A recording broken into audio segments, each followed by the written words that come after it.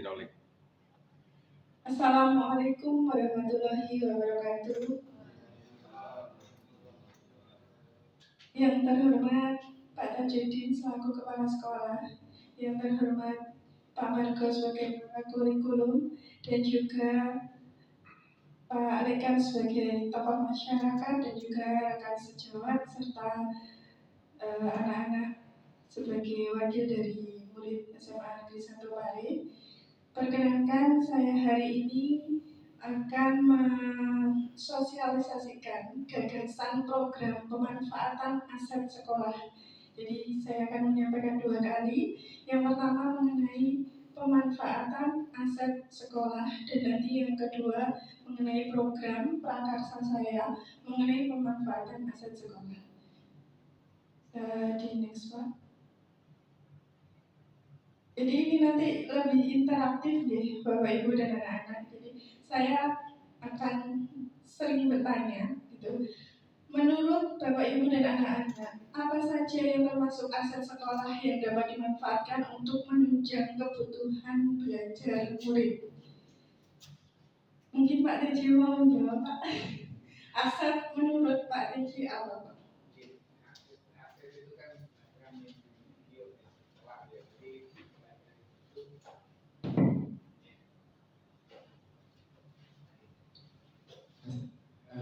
Aset itu kan sesuatu yang dimiliki oleh merupakan barang yang dimiliki oleh mulai dari gedung dan peralatannya. Itu yang namanya aset sekolah. Jadi pertanyaannya apa saja aset sekolah gitu yang dimanfaatkan untuk menunjang kebutuhan belajar murid. Jadi pada dasarnya semua aset sekolah itu diperuntukkan untuk kegiatan belajar mengajar di sekolah. Jadi ada yang digunakan langsung oleh siswa, kemudian ada yang digunakan langsung untuk menunjang kegiatan belajar mengajar. Oleh karena itu kalau apa saja begitu ya disebutkan barangnya. Disebutkan barangnya yang jelas mulai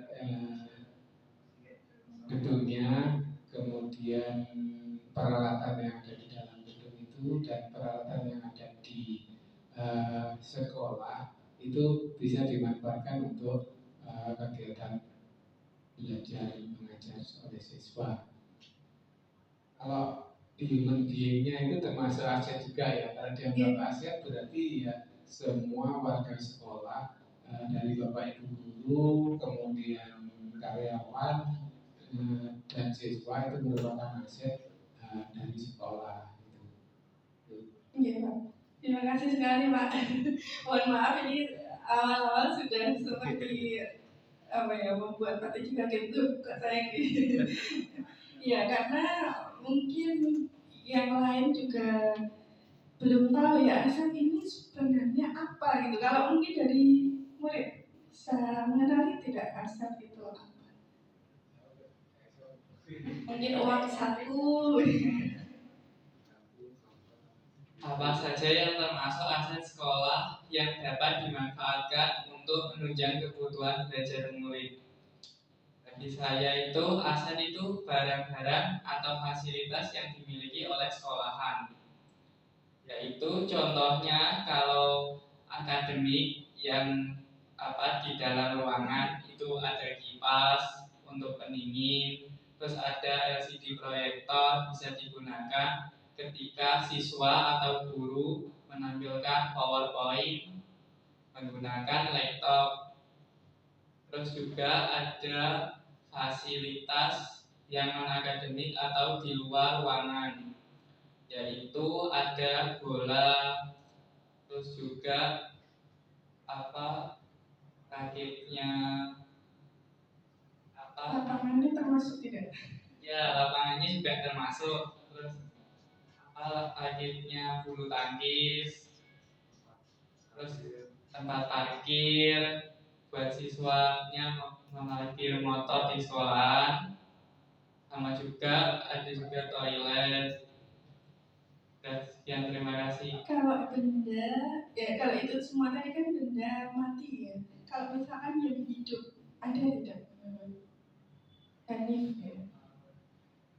Yang hidup itu seperti tumbuhan yang ada di sekolahan untuk menyejukkan sekolahan SMA 1 kemarin ya, sekolahannya menjadi sejuk dan dingin.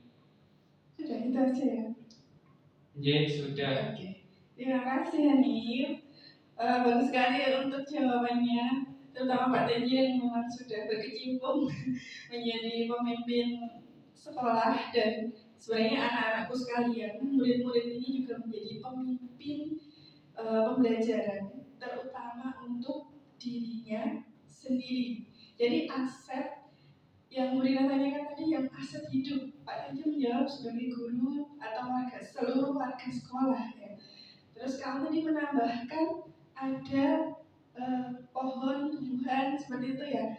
Ada satu lagi warga sekolah yang mungkin sebenarnya ada sangat dekat dengan diri kamu sendiri ya, yaitu potensi kalian sendiri, yaitu murid. Jadi aset itu yang paling utama di sekolah adalah murid atau siswa-siswi. Jadi sebelum kalian melihat sekolah secara luas, sebenarnya kalian harus melihat potensi yang ada dalam diri, begitu. Next Pak. Nah ini 7 modal sekolah yang kami dapatkan dari pendidikan guru penggerak. Yang pertama adalah modal manusia, tadi benar. Ada murid, guru, kepala sekolah, warga sekolah, tokoh masyarakat, atau pemerintah. Yang kedua ada modal sosial, yaitu potensi, relasi, dan kegiatan sosial di lingkungan sekolah. Kemudian yang ketiga ada modal politik, itu potensi kegiatan politik di lingkungan sekolah dan sekitarnya. Seperti apa itu politik? Jadi seperti pemerintahan ya. Kita juga belajar politik di sekolah, seperti berdemokrasi dengan menyuarakan aspirasinya ketika pemilihan OSIS misalkan, atau mungkin lomba, di sana ada kegiatan politik. Kemudian ada modal agama dan budaya, jelas sekali ini ya. Agama, kepercayaan, budaya, dan adat istiadat. Kemudian ada modal fisik yang tadi sudah disebutkan juga, bangunan sekolah dan sarana prasarana.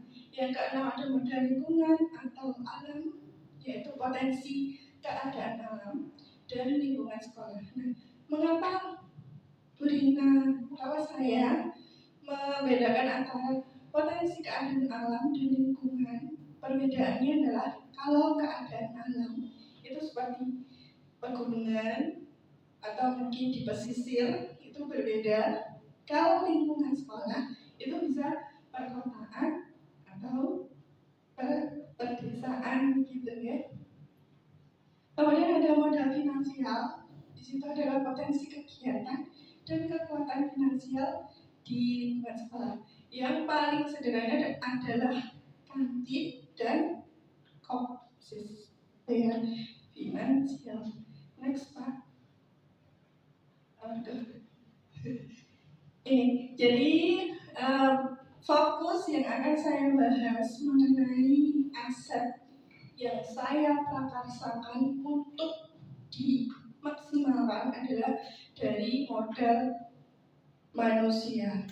Modal manusia terdiri dari, tadi sudah saya sebutkan, murid, guru, kepala sekolah, dan seluruh warga sekolah. Jadi termasuk tukang kebun, TU, Pak Satpam, jaga, semua adalah warga sekolah. Orang tua atau wali murid, tokoh masyarakat, atau pemerintah.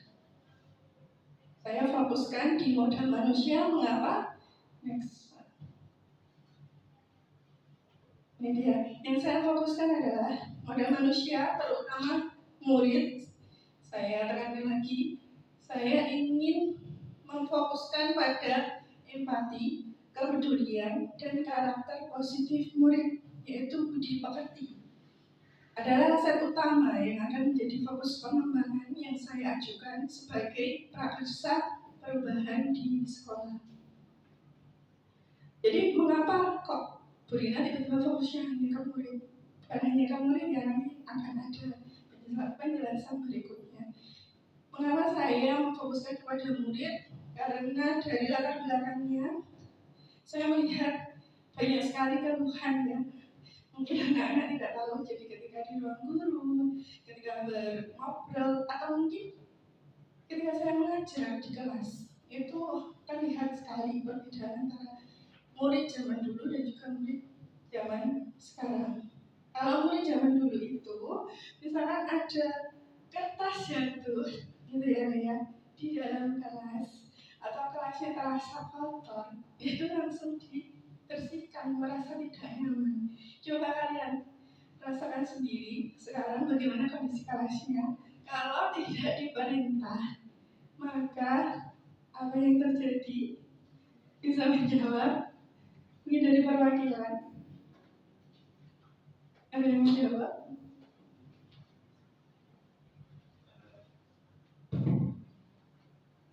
Itu kalau tidak itu biasanya tampaknya tidak jadi menumpuk di kelas di belakang itu. Apa yang kamu rasakan ketika melihat hal seperti itu? Saya rasakan ya kegiatan belajar mengajar jadi tidak nyaman. Lalu apa yang kamu lakukan ketika melihat teman melakukan hal seperti itu? Misalkan ada teman harus makan kemudian dimasukkan ke dalam laci atau dibuang begitu saja, apa yang kamu lakukan? Yang saya lakukan itu harus mengingatkan kepada teman-teman, tidak hanya kepada teman-teman juga, tapi kepada yang orang di sekitar kita agar selalu menjaga kebersihan. Sudah dilakukan ya? Alhamdulillah. Ya, ini salah satu ciri murid yang mempunyai kepedulian terhadap teman dan juga terhadap lingkungan, begitu Bapak Ibu. Jadi yang saya fokuskan adalah penurunan rasa peduli terhadap lingkungan dan juga teman terutama. Itu bisa dilanjutkan Pak. Aspek pendukungnya yang akan saya turut libatkan yaitu kepala sekolah, kemudian guru, dan juga warga sekolah. Karena ini penting kalau di sekolah seperti yang sudah dilakukan oleh siapa tadi? Oleh Mas Dion ya. Jadi menumbuhkan kesadaran warga sekolah untuk mendukung penuh potensi murid baik dalam bidang akademik maupun non akademik. Jadi setiap warga sekolah berperan untuk menumbuhkan kesadaran, terutama murid. Jadi ketika menumbuhkan kesadaran, pastinya Bapak Ibu guru dan warga sekolah yang lain juga harus menjalankan, ya. Begitu. Kemudian orang tua, di sini saya juga membutuhkan peran ibu guru BK yang sudah hadir di sini. Sekolah bekerja sama dengan orang tua maksudnya dalam pemantauan karakter murid melalui program parenting yang selama ini mungkin parentingnya yang saya lihat itu kebanyakan ada di TK ya Bu ya. Tapi sebenarnya SMP dan SMA itu butuh beberapa kali pertemuan untuk mengumpulkan orang tua agar sejalan pemikirannya dengan program sekolah, begitu Bapak Sobat saya. Kemudian modal fisik sekolah, tentunya letak geografi sekolah yang SMA 1 sangat strategis. Kemudian bangunannya yang sangat mendukung menurut saya dan sarprasnya yang memadai. Itu aset pendukung yang saya manfaatkan untuk fokus kepada karakteristik karakter atau kepedulian murid. Nah ini ada pengembangannya. Jadi karakternya itu diamalkan Bu Rina gitu, atau hanya disadarkan saja, dibilangin saja, tidak. Jadi saya juga menawarkan langkah-langkah atau area pengembangan yang akan kita fokuskan ke anak-anak tuh apa sih begitu. Jadi yang 3 semboyan KHD yang pertama, mungkin anak-anak juga belum begitu tahu ya. 3 semboyan Ki Hajar Dewantara. Ki Hajar Dewantara itu siapa ya? Bapak Pendidikan Nasional ya di Indonesia. Kemudian semboyan yang pernah kalian ketahui Semboyannya beliau.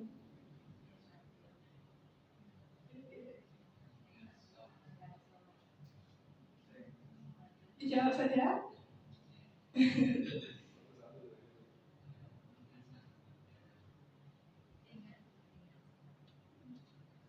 Ingarso Sentugodo, Madya Bangun Karso, Turi Handayani. Betul sekali. Artinya, Di depan memberi contoh, di tengah memberi iya. Memberi, menjadi. dan di pendamping, Ya, di belakang memberi dukungan. betul sekali. Tepuk tangan dulu. Saya speechless, saya kira tidak tahu ya. Mohon maaf Brina. Ternyata anak-anak Ibu Brina tahu ya. Tiga semboyan Ki Hajar Dewantara. Ini menurut kalian sudah diterapkan atau belum? Ketika berada di lingkungan kelas, ketika berada di masyarakat, sudah merasa menerapkan atau belum? Sudah ya, keren sekali. Brina kalau tidak begini tidak tahu ya. Ini ternyata ajang kita mencari tahu. Anak-anak ini ternyata luar biasa sekali. Iya, jadi menanamkan tiga semboyan Ki Hajar Dewantara agar murid mampu menempatkan dirinya di sekolah maupun lingkungan. Itu harus kalian harus kalian resapi maknanya, karena manusia itu posisinya berada di situ. Ketika di depan harus memberi teladan, di tengah harus menjadi pendamping atau teman gitu ya, mengayomi.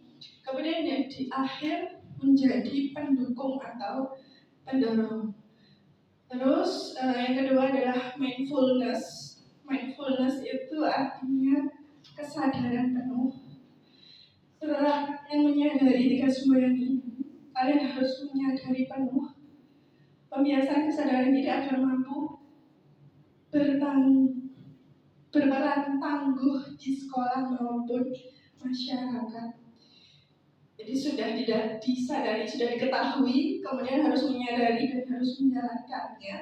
Yang ketiga adalah memiliki profil pelajar Pancasila yang ada 6 ya. Tahu ya? Apa saja? Bisa disebutkan. Bingung ya? Beriman dan bertakwa kepada Tuhan Yang Maha Esa, benar kritis, mandiri, gotong royong, kreatif. Yang satu lagi adalah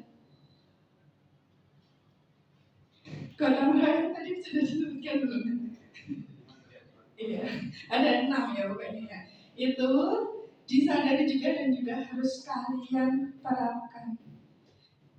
Yang terakhir kepemimpinan murid. Nah ini, kalau kalian sudah mengetahui dan juga menjalankan, yang kepemimpinan murid ini levelnya agak tinggi.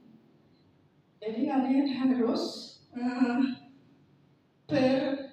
berusaha terlibat dalam kegiatan di sekolah, baik perencanaan maupun pelaksanaan program yang terbaru, namanya adalah Voice, Choice, dan Ownership.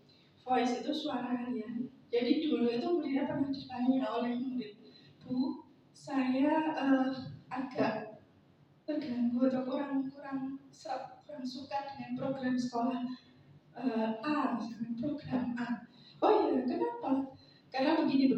Apakah saya boleh, Bu, mengutarakannya kepada Bapak Kepala Sekolah atau mungkin Bapak Ibu Guru? Boleh sekali. Ya, jadi sebenarnya kalian punya hak berdemokratis ya di sekolah, itu boleh sekali, asalkan caranya dengan cara yang baik. Ya. Temui Bapak Ibu Guru, mungkin bisa merapikan ya Bu ya, atau mungkin TU, Bapak Ibu Guru pengajar. Kalau misalkan sudah lingkupnya agak banyak nih Bu, anak OSIS nih, atau mungkin komunitas yang lain, boleh langsung menemui Bapak Kepala Sekolah? Boleh ya Pak? Boleh sekali. Jadi tidak ada tembok yang memisahkan kalian. Hanya saja stepnya, langkahnya harus benar ya. Misalkan kalau kita bertamu kan harus itu dulu kayak gitu ya, jangan langsung Pak saya mau bilang, tidak seperti itu. Choice pilihan kalian dan ownership itu adalah kepemilikan. Jadi ketika yang sudah memilih, sudah menyuarakan, harus berani bertanggung jawab atas apa yang sudah kalian pilih. Dan Bapak Ibu, ini saya buat bukan sekadar saya ambil, saya ngarang. Dari mulai 39 KHD, ini adalah pengetahuan untuk anak-anak. Mindfulness adalah suatu kesadaran, pemahaman. Profil pelajar Pancasila ini memahami, dan kepemimpinan murid itu adalah mencipta. Saya ambil dari taksonomi Bloom yang dulu dikenal dengan C1, C2, C3 ya, di ranah kognitif. Jadi apa langkah yang kita jalankan nanti tetap sesuai dengan realnya gitu. Bisa dilanjutkan. Nah ini yang kedua, saya ulang lagi. Kalau tadi mengenai pemanfaatan aset, yang ini lebih saya jabarkan dalam gagasan program sekolah. Jadi lebih ke realisasinya Pak. Kalau tadi kita membahas tentang aset, tentang fokus yang akan saya kembangkan di mana, yaitu anak-anak, karakteristiknya. Ini saya sudah membuat mengenai satu program yang nanti mungkin bisa dijalankan di sekolah. Gitu. Pak Marco, next. Dasar filosofi Ki Hajar Dewantara yang saya ambil adalah, saya ambil karena banyak sekali. Tadi ada 3 semboyan, kemudian karakteristik lingkungan.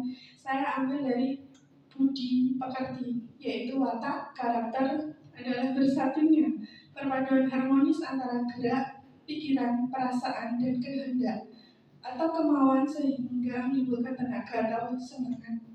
Jadi saya mau memunculkan dulu penguatan budi pekerti murid-murid saya untuk mencapai kebahagiaan dan juga maksimalnya potensi mereka masing-masing. Intinya kalau bahasa Jawa itu didandani dari budi pekertinya dulu, begitu.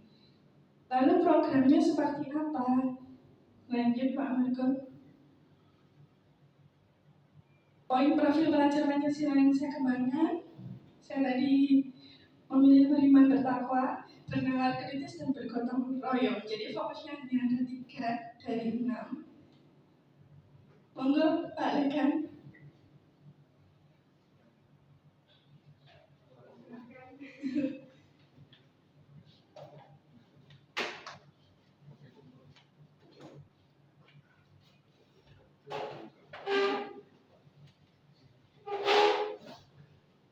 Dan untuk di sini ada perwakilan dari program B5 nih Bu Bibit. Saya menawarkan tema yang sesuai dengan pelaksanaan B5, yaitu bangunlah jiwa dan raganya. Untuk program saya ini mungkin nanti bisa dimasukkan ke sana atau di luar itu juga bisa. Lanjut Pak. Lanjut.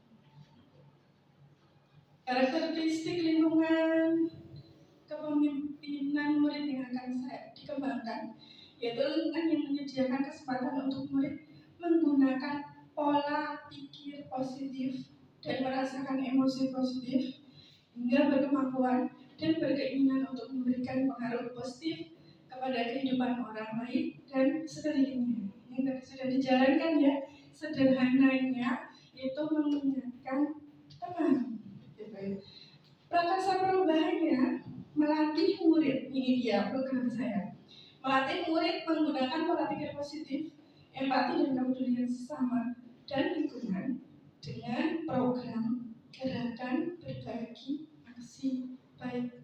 Mungkin Pak Kecil sudah pernah mendengarnya ketika kami di awal pernah rapat tim kebersihan Pak. Saya sudah pernah memasukkannya. Ini semacam bakti sosial ya, sudah pernah bakti sosial, betul sekali, tetapi pelaksanaannya hanya di momen tertentu. Gitu. Nah, ini saya mengusulkannya bisa diagendakan, Pak. Saya itu terinspirasi dari teman saya, itu Jumat Berkah. Nah, tapi pernah saya berkolaborasi, saya berdiskusi dengan rekan sejawat. Kalau Jumat Berkah kesannya memakai tadi kan ada potensi aset agama ya. Nah, itu kesannya hanya orang Muslim. Kenapa harus Jumat? Kenapa tidak hari yang lain? Nah, gerakan berbagi aksi baik ini nanti bisa dilakukan di hari-hari Senin, Selasa atau yang disepakati, yang disetujui oleh Pak Teji. Mungkin di kemudian hari gitu Pak. Next, Pak Marga. Ini kecil-kecil, jadi tugas kami adalah menyampaikan bagian. Bagian itu sebenarnya hanya sebuah alat namanya baca BAGJA. Isinya buat pertanyaan, ambil pelajaran, gali mimpi, jabarkan aksi, kemudian atur eksekusi. Ini tampilan sederhananya, maksudnya ini susah terbaca. Saya buatkan tampilan yang lebih terbaca. Next, Pak Marga. Ini dia. Jadi ini untuk memudahkan kami dari guru penggerak itu untuk mempermudah. Ketika saya sudah mempunyai prakarsa perubahan, saya mempunyai ide, saya mencetuskannya dalam bentuk baca namanya Pak. Mungkin nanti Pak DJ juga bisa ketika ini sekolah harus punya program baru namanya AB. Nah, bisa menggunakan baca buat pertanyaan. Dari yang saya ingin membuat gerakan berbagi aksi baik tadi, saya masukkan bagaimana kita dapat meningkatkan rasa empati, kepekaan dan kepedulian murid terhadap sesama dan lingkungan di sini. Nah, bagaimana caranya? Yang jelas saya harus didukung. Saya minta dukungan dari berbagai pihak dari warga sekolah, terutama Pak TJ untuk mendukung saya untuk setidaknya mengumpulkan rekan-rekan agar mau gitu ya, harus dipaksa dulu agar mau menjalankan program yang saya gagaskan gitu. Kemudian siapa yang terlibat? Jelasnya warga sekolah dan terutama murid tadi ya, dengan kepemimpinannya melalui voice, choice dan juga ownership. Jadi anak-anak harus dilibatkan Pak. Mungkin sekarang kita sudah melibatkan menggunakan perwakilan MPK. Nah itu sangat membantu sekali sebagai perwakilan kelas. Jadi melibatkan murid. Kemudian ambil pelajaran apa saja program yang sudah ada untuk melatih kepedulian murid. Aktivitas apa saja dapat meningkatkan rasa empati dan kepedulian murid. Jadi bakti sosial, gerakan berbagi aksi baik ini saya tunjukkan tidak hanya berbagi uang atau makanan, tetapi juga ide-ide kreatif. Maka dari itu bisa dilaksanakan di program B5 atau BB. Nanti apa anak-anak diajak untuk mencari apa hal yang masih kurang atau perlu ditingkatkan dari sekolah. Misalkan saja, Bu, tulisannya sudah mulai usang. Kami mau membuat tulisan-tulisan indah yang memotivasi rekan-rekan, terutama di kelas. Misalkan kalian membuat satu seperti yang di depan kelas itu ya, senyum, sapa, salam, seperti itu. Terus saya mau membuat itu. Berarti satu kelas membuat prakarsa, membuat ide, yang nanti siapa ketuanya, kemudian siapa bagian membuat tulisannya. Seperti di B5 ya, mungkin kelas 10 sudah menjalankan. Begitu. Kemudian gali mimpi, apa yang disukai atau diinginkan murid untuk berbagi. Tadi saya sudah jelaskan ya, apa yang ingin kalian bagikan, kondisi seperti apa yang diinginkan murid dalam hal kepedulian. Misalnya tadi tentang sampah, Bu, fokusnya. Berarti satu kelas, silakan. Kami ingin memprakarsai tentang kebersihan sekolah. Misalnya tentang kerindangan, Bu, kami ingin memprakarsai penghijauan di sekolah. Misalkan tentang sarpras, Bu, kami ingin menganggarkan mengenai misalkan pembelian pop atau mungkin raketnya. Jadi, Bu, tapi kan sekolah harusnya sudah beli sendiri. Iya, sudah ya, tapi sudah diperbarui beberapa kali. Namanya raket itu pasti cepat rusak. Nah, kepedulian kalian ketika lihat raket rusak itu bagaimana? Itu yang dipertanyakan. Kemudian jabarkan rencana siapa saja yang terlibat, bagaimana gambaran dan langkah pelaksananya sudah saya sebutkan, dan atur eksekusi. Ini siapa yang bertanggung jawab? Pastinya murid sendiri ya, mempertanggungjawabkan apa yang sudah mereka pilih. Kapan program ini akan dijalankan? Kalau saya memprediksikannya, pastinya tahun depan sesuai dengan program sekolah di awal tahun, begitu ya Pak. Jadi setiap program itu harus di awal tahun. Bagaimana evaluasi dari kegiatan yang akan dijalankan? Nah, ini saya membutuhkan seperti yang sudah dibuat di dalam sekolah ini, yaitu tim-tim pengawas untuk mengawasi program gerakan berbagi aksi baik ini. Entah nanti di bawah programnya P5, entah di tim kebersihan, atau timnya Pak Lekan, tim yang lain, begitu ya. Jadi saya tidak bisa menjalankannya sendiri. Sekali lagi saya membutuhkan kolaborasi.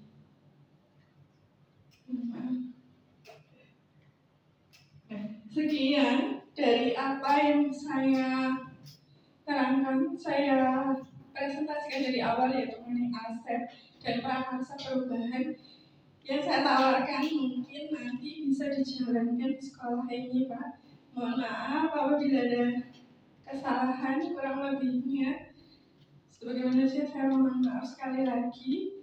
Saya akhiri, wassalamualaikum warahmatullahi wabarakatuh.